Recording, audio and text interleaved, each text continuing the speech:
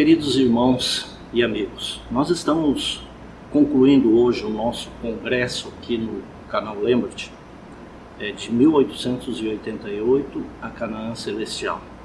E eu quero compartilhar com você um pouquinho da minha história.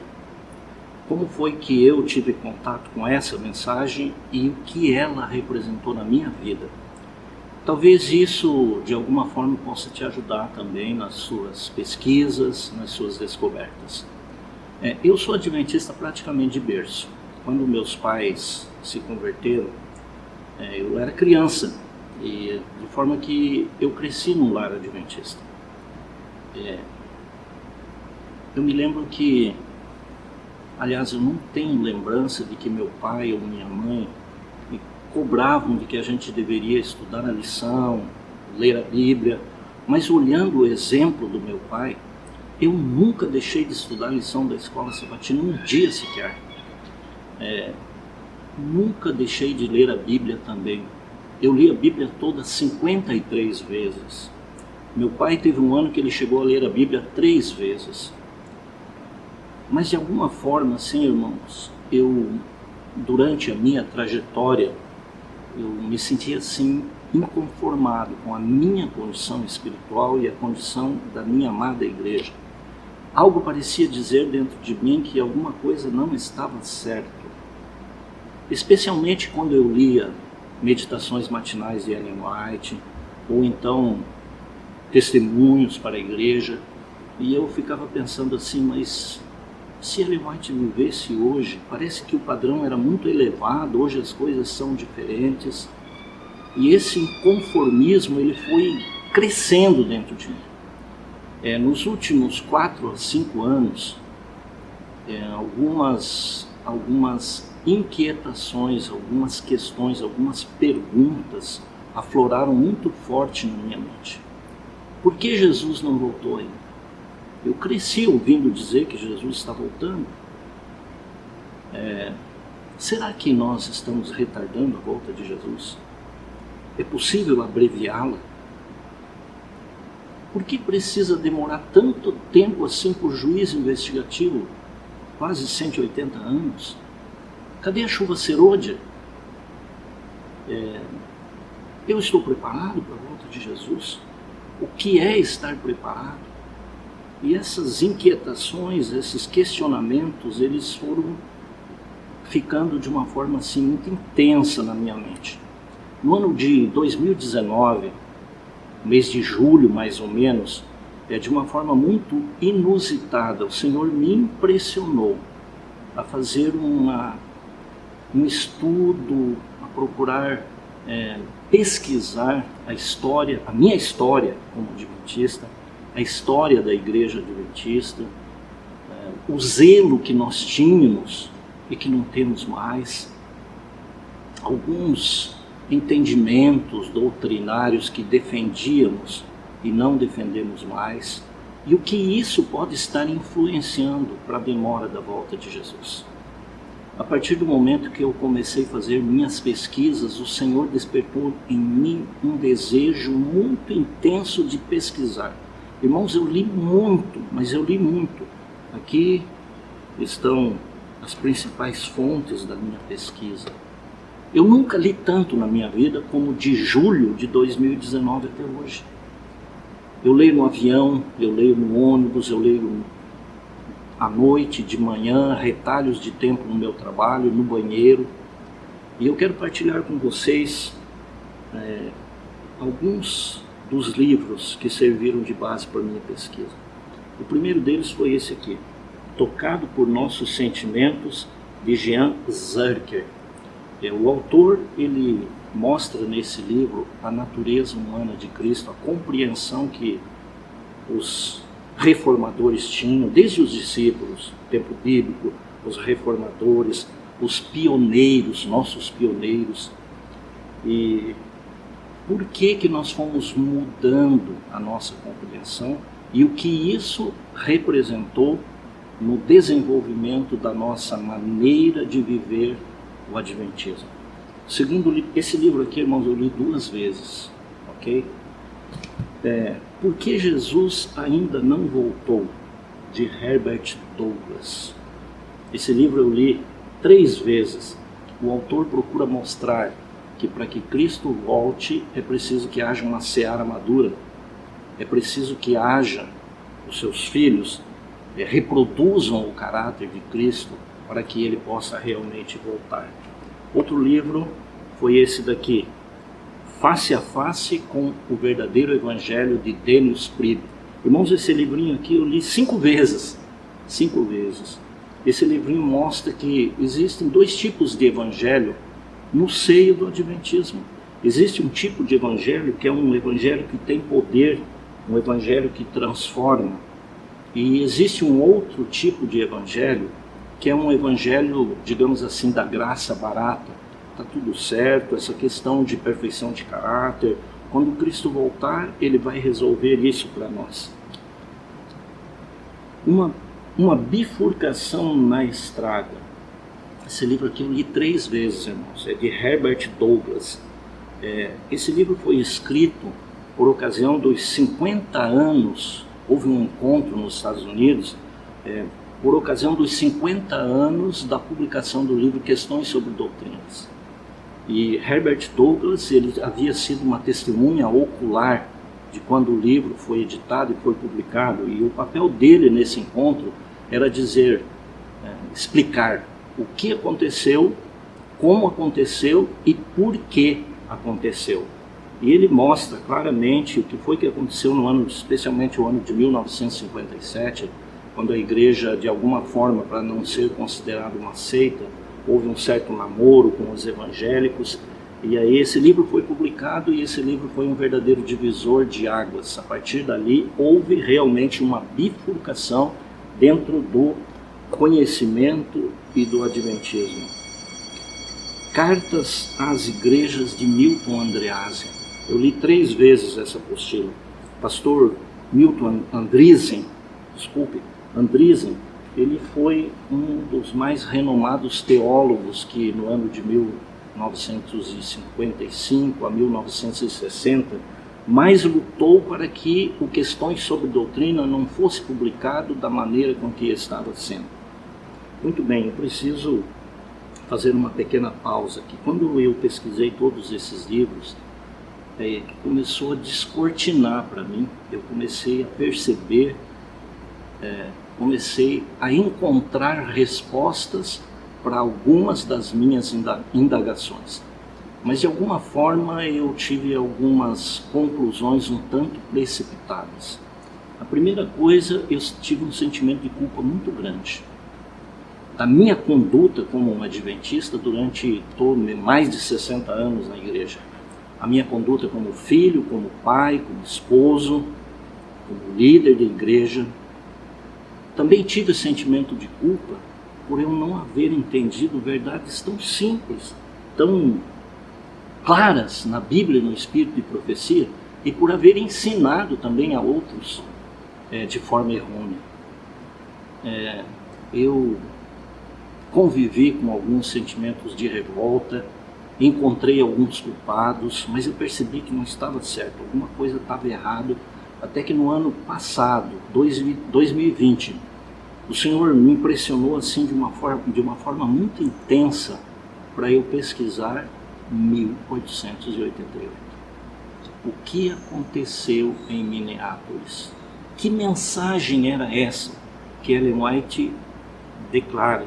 Que se a igreja não houvesse rejeitado, Jesus poderia ter voltado logo em seguida. E eu mergulhei em pesquisa, me aprofundei. A primeira coisa que eu me deparei foi a dificuldade para encontrar matérias, encontrar livros de fonte primária.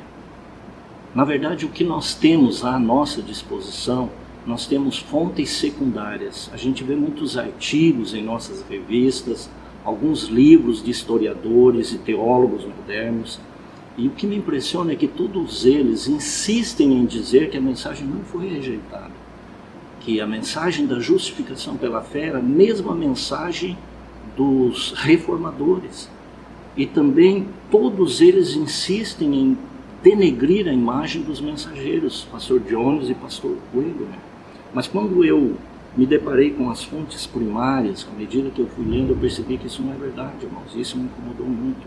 Quero compartilhar aqui com vocês Materiais 1888 de Ellen White. São dois volumes, volume 1 e volume 2. Na verdade são 4 volumes em inglês, mas nós temos disponíveis em português apenas esses 2 volumes. Esses livros, irmãos, eles trazem muitas cartas pessoais, muitos testemunhos, muitas participações de Ellen White em concílios, em assembleias ministeriais, em campais, mas acima de tudo eles mostram a luta tremenda da serva do Senhor para que a igreja não rejeitasse a mensagem e não rejeitassem os mensageiros. Eles trazem aqui relatos das peregrinações de Ellen White pelo país inteiro, juntamente com os mensageiros Jones e Wegner. Esse foi o próximo livro que eu li, Ellen White e o Alto Clamor. Na verdade, esse pequeno livro são excertos dos 4 volumes dos Materiais 1888. Basta uma leitura desse pequeno livro para a gente entender o que era a mensagem, o poder da mensagem, para entender como a igreja estava resistindo a essa mensagem e como Ellen White defendia os mensageiros que, segundo ela, tinham as credenciais do céu. O próximo livro que eu li, irmãos, O Retorno da Chuva Serôdia, de Ron Duffield, é volume 1. Na verdade, esse aqui é uma investigação histórica do Adventismo, da Igreja Adventista, de 1844 a 1891. Esse livro é o mais completo que a gente possa encontrar de fonte primária a respeito, o documentário mais completo a respeito do que aconteceu. 1888 é apresentado nesse livro detalhes, dia a dia, os bastidores, a recusa em aceitar a mensagem. Tudo o que aconteceu nós encontramos aqui nesse livro até o ano de 1891. Eu estou ansioso para que seja publicado o outro volume, que seria de 1891 até o final da vida de Ellen White. Eu queria abrir um parênteses aqui, irmãos. Quem lê esses 2 volumes de Ellen White e lê esse livro, ou vai abominar os nossos historiadores modernos, que são fontes secundárias, ou terá que rejeitar Ellen White como mensageiro do Senhor. Não há como conciliar, irmãos, não tem como. Próximo livro que eu li, O Grande Movimento Adventista, do pastor John Loughborough. Desculpem se a pronúncia não estiver correta.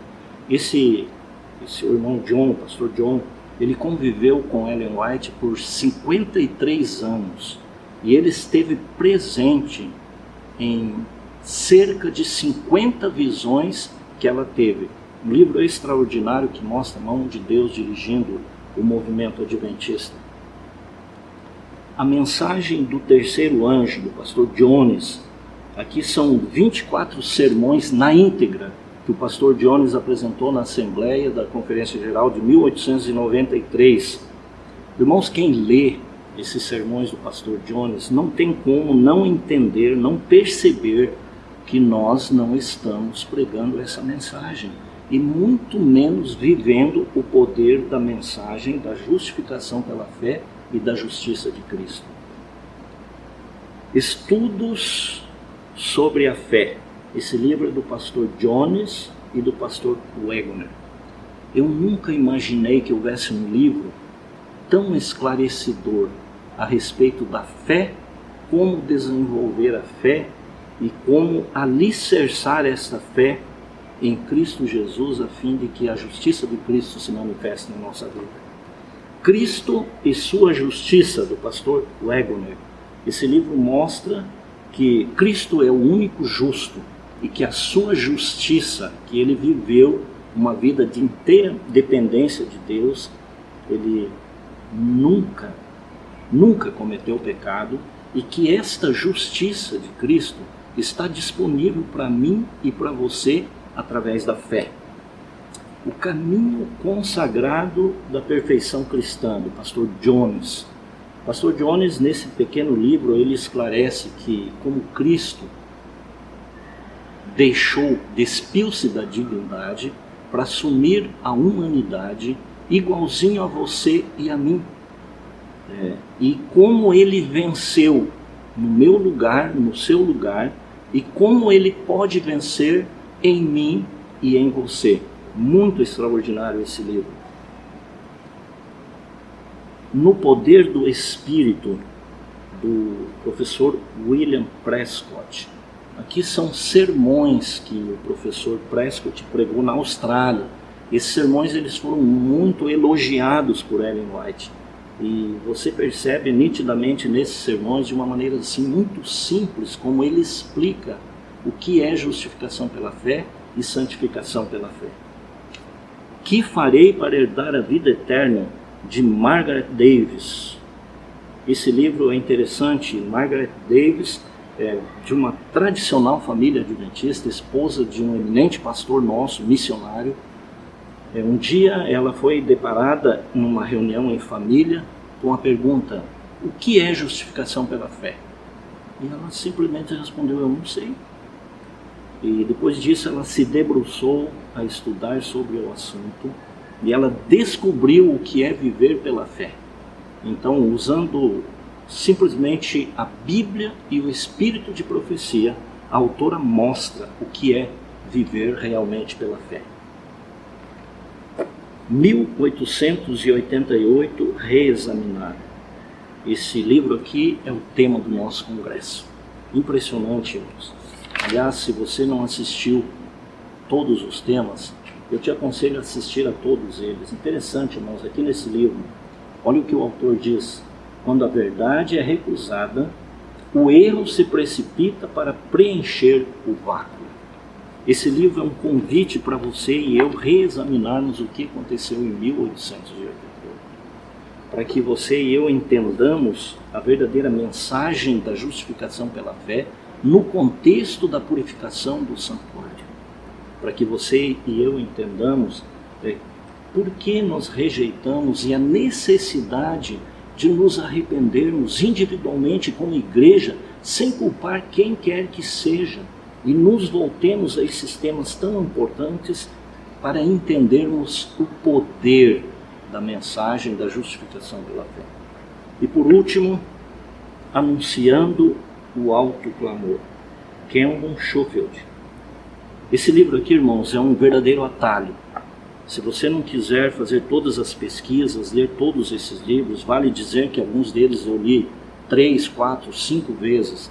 Mas se você ler esse livro, o autor de uma forma muito didática, ele apresenta o que é justificação pela fé. Como entendermos, como sentirmos o poder dessa mensagem na vida de qualquer um de nós. Irmãos, depois de todas essas minhas pesquisas, eu não terminei, eu continuo pesquisando, mas eu encontrei resposta para todos os meus questionamentos. Hoje eu sei, irmãos, por que Jesus ainda não voltou. E eu sei também que nós podemos abreviar a volta de Jesus. Eu sei por que o juízo investigativo ainda não terminou. Eu sei por que nós ainda não recebemos a chuva serôdia. Não tenho mais dúvida nenhuma sequer sobre isso. Mas eu quero compartilhar com vocês algumas coisas que me impressionaram muito nas minhas pesquisas. A primeira delas, a necessidade de cultivar e desenvolver a fé. Nós lemos em Hebreus 11:6, de fato, sem fé é impossível agradar a Deus, porquanto é necessário que aquele que se aproxima de Deus creia que Ele existe e que se torna galardoador dos que o buscam. E em Lucas 11, o verso 8, Jesus afirmou: quando, porém, vier o Filho do Homem, porventura achará fé na terra? Romanos 14, 23, tudo que não provém de fé é pecado. Ellen White, na primeira página da Review and Herald, do dia 8 de outubro de 1898, ela afirma: o conhecimento do que as Escrituras pretendem ensinar, ao insistir sobre a necessidade de cultivarmos a fé, é mais essencial do que qualquer outro conhecimento que possa ser adquirido. No mesmo periódico, no dia 18 de outubro do mesmo ano, ela declarou: entender como exercitar a fé, esta é a ciência do Evangelho.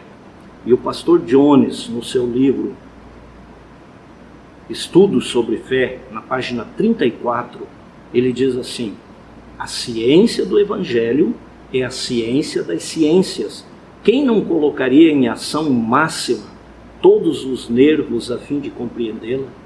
Irmãos, eu percebi logo que eu precisava desesperadamente dessa ciência na minha vida.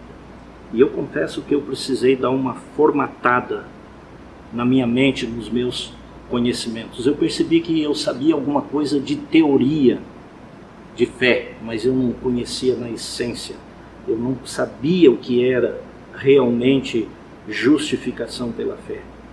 Depois, irmãos, que você vai compreendendo, você vai desenvolvendo e vai aceitando, fica fácil a gente entender o que a Bíblia diz, o que a Bíblia quer dizer quando ela diz: o justo viverá pela fé. Aliás, essa é a essência da mensagem de 1888. Uma outra coisa, irmãos, que me impressionou muito é o ódio de Satanás contra esta mensagem. Quando a gente estuda nas fontes primárias, quando a gente lê o que aconteceu antes, durante, depois, nas peregrinações de Ellen White, nos clamores dela para que a igreja não rejeitasse esta mensagem, nem rejeitasse os mensageiros que possuíam as credenciais do céu, segundo ela, a gente percebe nitidamente o ódio de Satanás contra essa mensagem. Aliás, Satanás sabia que se a mensagem não fosse rejeitada, Cristo voltaria dentro de pouco tempo. É impressionante esse ódio, irmãos. A própria liderança da igreja chegou a duvidar de que Ellen White fosse a mensageira do Senhor, por exemplo, e que ela estaria sendo influenciada por dois calouros rebeldes, segundo eles. Mais tarde, Ellen White foi mandada para a Austrália. O pastor Waggoner foi mandado para a Inglaterra, só permaneceu o pastor Jones nos Estados Unidos. E é interessante notar, irmãos, que esta caçada, este ódio de Satanás continua.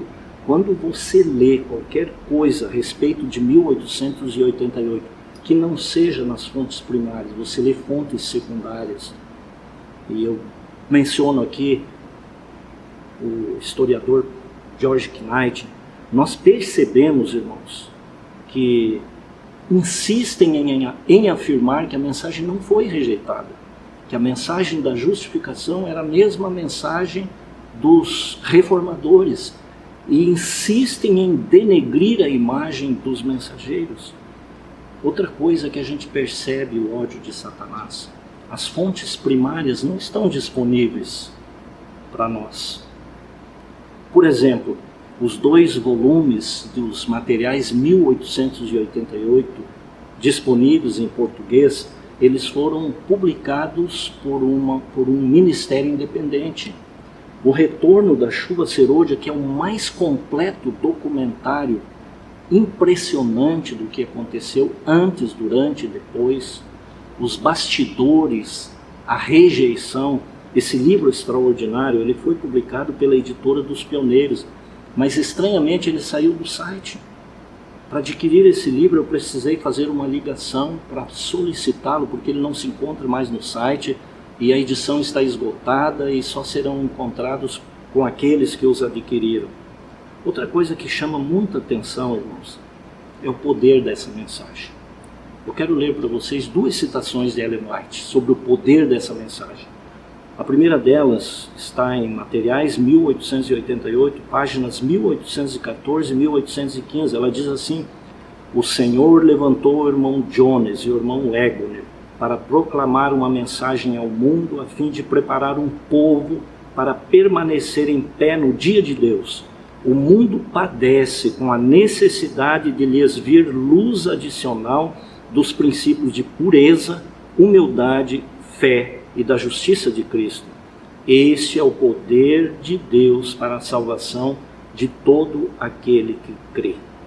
E no livro Testemunhos para Ministros, nas páginas 91 e 96, ela declara: o Senhor, em sua grande misericórdia, enviou uma mensagem muito preciosa ao seu povo por intermédio dos pastores Wagner e Jones. Esta mensagem devia pôr de maneira mais preeminente diante do mundo o Salvador crucificado, o sacrifício pelos pecados de todo o mundo. Ela apresentava a justificação pela fé no fiador e convidava o povo a receber a justiça de Cristo, que se manifesta na obediência a todos os mandamentos de Deus. Esta é a mensagem que Deus ordenou fosse dada ao mundo.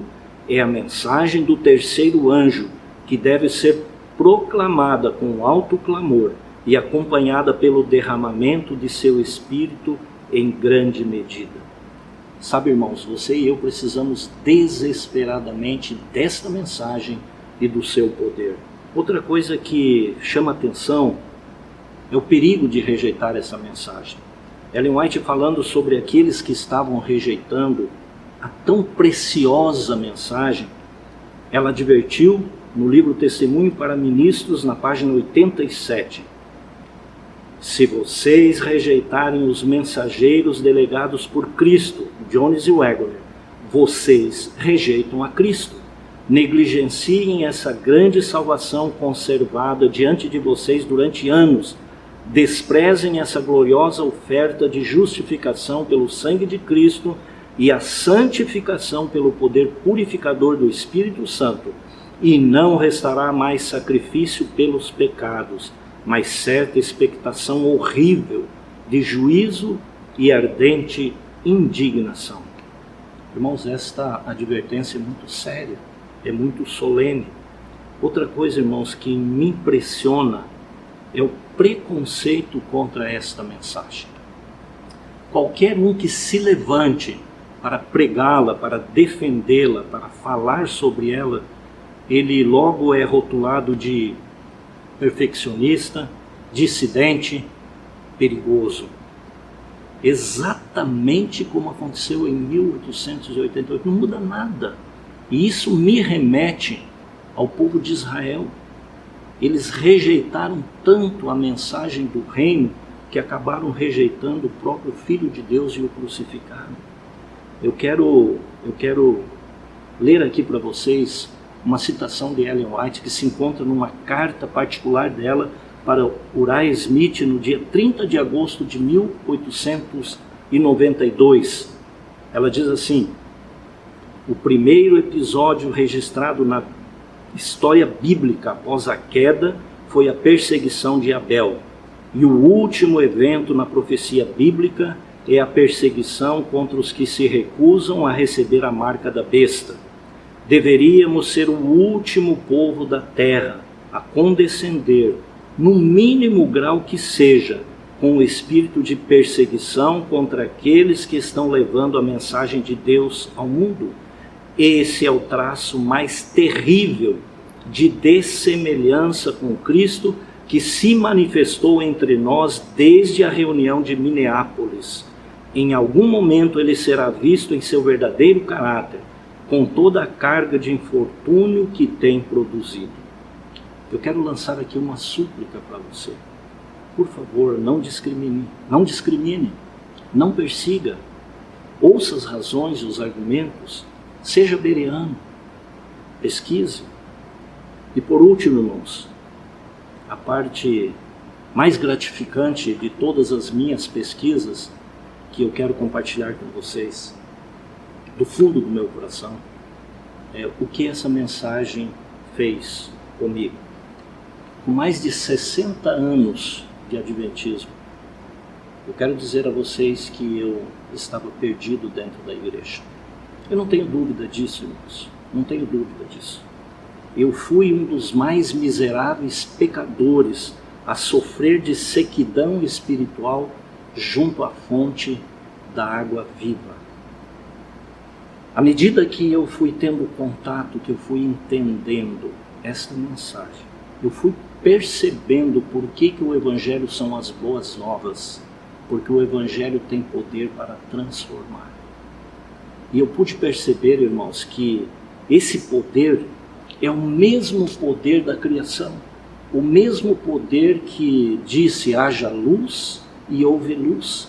Este poder está disponível a qualquer um que aceita, que entende e que se submete a viver pela fé nos méritos de Cristo Jesus. Irmãos, eu comecei a sentir na prática o poder desse Evangelho. O Senhor tem atuado na minha vida de uma forma muito extraordinária, em alguns aspectos especificamente. Eu sempre fui muito impetuoso, eu sempre fui muito crítico, implicante com as pessoas que eu julgava que estavam errados. Com isso eu feri, eu magoei muitas pessoas, inclusive minha esposa e os meus filhos. E eu quero dizer, irmãos, que o Senhor tem trabalhado tanto isso na minha vida, que hoje eu só tenho sentimentos de compaixão e de vontade de servir. Outra coisa, irmãos, é interessante que o meu verso preferido, sempre que tínhamos um pôr do sol, alguma coisa para recitar um verso, eu sempre recitava Isaías 26, o verso 3, que diz assim: Tu, Senhor, conservarás em perfeita paz aquele cujo propósito é firme, porque ele confia em ti. Sabe, irmãos, eu creio que eu gostava desse verso porque eu tinha necessidade de paz, mas eu não sentia essa paz. Sabe quais são os meus versos preferidos hoje? Gálatas 2:20. Já estou crucificado com Cristo e vivo não mais eu, mas Cristo vive em mim. E a vida que agora vivo na carne, vivo pela fé do Filho de Deus, o qual me amou e se entregou a si mesmo por mim. Outro verso que eu aprecio, Salmo 51:10. Cria em mim, ó Deus, um coração puro e renova em mim um espírito reto. Também o Salmos 40, verso 8. Deleito-me em fazer a tua vontade, ó Deus meu. Sim, a tua lei está dentro do meu coração. Irmão, sabe qual é a minha luta diária hoje? Eu não luto mais para vencer nada, irmãos. Por mais de 60 anos eu tentei vencer e eu nunca consegui vencer. A minha luta diária hoje é permanecer na videira. Eu clamo todos os dias: Senhor, segura minha mão, controla os meus pensamentos e os meus sentimentos. Vê se há em mim algum caminho errado, Senhor, me conduz pelo caminho reto. Eu peço para que o Espírito Santo cave fundo no meu coração e veja se existe alguma coisa se não está de acordo com a vontade do Senhor. Essa é a minha luta diária. Qual é o principal objetivo da minha vida hoje, irmãos? Estranhamente deixou de ser ganhar a salvação. Não me preocupo com a salvação. O principal objetivo da minha vida é não ferir o meu querido Salvador que tanto fez por mim e vindicar o seu caráter na minha vida.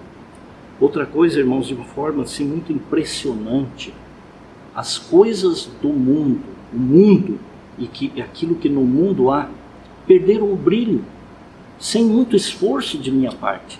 Não existe brilho nas coisas do mundo. E tudo o que mais eu almejo hoje é que Jesus volte logo. E eu sinto que Ele está voltando. Eu percebo que o Senhor tem pressa. A Deus toda a honra e toda a glória por tudo que Ele tem feito em mim. E eu sei que Ele continuará fazendo. Aquele que começou a boa obra há de completá-la. E eu quero concluir fazendo um apelo a você. Você que tem acompanhado o congresso, se você não assistiu todos os temas, assista aos temas. Mas eu quero te pedir, em nome de Cristo Jesus, deixe o preconceito de lado e aceite o desafio de pesquisar. Você vai se surpreender com as descobertas, mas acima de tudo você vai se surpreender com o poder da mensagem, da justificação pela fé, da santificação pela fé, da justiça de Cristo disponível a todo aquele que se submete a Ele pela fé. E eu concluo dizendo: Maranata, o Senhor logo vem. Ora vem, Senhor Jesus. Com a sua permissão, eu quero ter a honra de fazer uma oração por você. Feche os seus olhos. Querido Deus, amorável Pai que habitas nos céus, louvamos o teu nome pela preciosidade do plano da redenção em Cristo Jesus. Louvamos o teu nome pela preciosa mensagem da justificação e da santificação pela fé, do poder disponível a cada um que se submete a viver com Cristo no coração. Eu te peço, Senhor, por esse teu filho, tua filha, que tem acompanhado esse congresso. Por favor, Senhor Deus, abra a mente, ilumine o coração, a fim de que ele possa entender o poder desta mensagem, que todos nós possamos juntos proclamar, vivenciar esta mensagem que vai culminar com o alto clamor, o derramamento do Espírito Santo e finalmente com o retorno do nosso querido Salvador. Em seus méritos eu oro. Amém.